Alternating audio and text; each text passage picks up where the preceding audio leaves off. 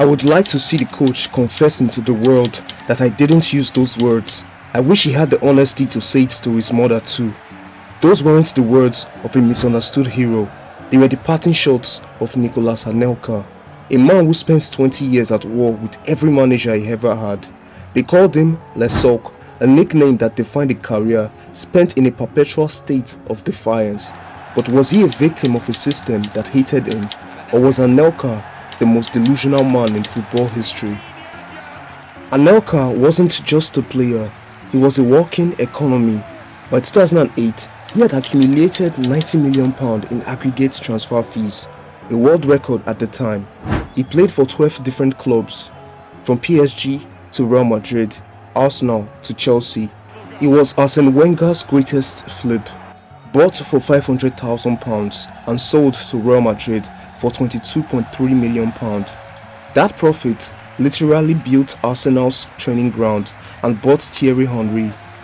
But while the club got rich, Anelka stayed restless.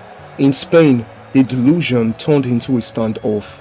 He famously refused to train at Real Madrid, leading to a 45-day suspension and a $360,000 fine because he felt misunderstood by coach Vicente Del Bosque.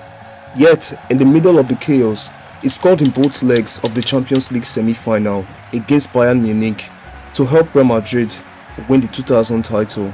This is the Anelka Paradox. He frequently compared himself to Zinedine Zidane, describing himself as a humble guy, even while demanding the French national coach kneel down and apologize to him before he would return to the squad. The peak of his delusion arrived at the 2010 World Cup after verbally abusing coach Raymond Domenech at halftime. Anelka was sent home. The result, a full-scale mutiny.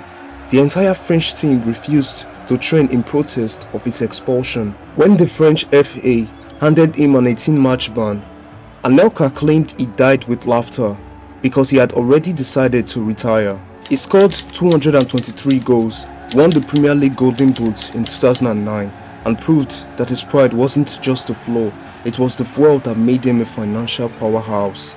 His career did not end with a standing ovation, it ended with a scandal.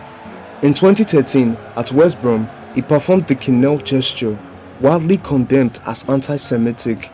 It triggered a 5-match ban and the termination of his contract. Anelka's career is the ultimate what if. If he had stayed at one club, would he be in the GOAT conversation? Or was that very Sulk, that stubborn delusional belief that he was always right, the only reason he survived the pressure of 12 different jerseys?